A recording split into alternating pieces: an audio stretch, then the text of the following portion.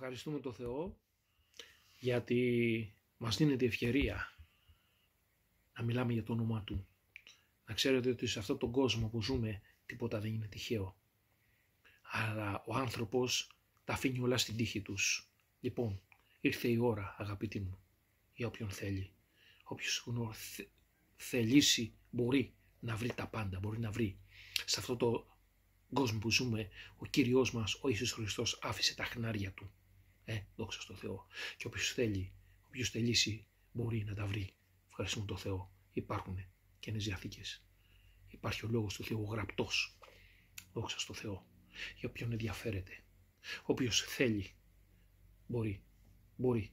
Δεν υπάρχει δικαιολογία. Δεν υπάρχει δεν μπορώ. Υπάρχει δεν θέλω. Πάρε στα χέρια σου την κατάσταση της ψυχής σου, του πνεύματός σου, αγαπητέ μου φίλε. Μην τα αφήνεις όλα στην τύχη.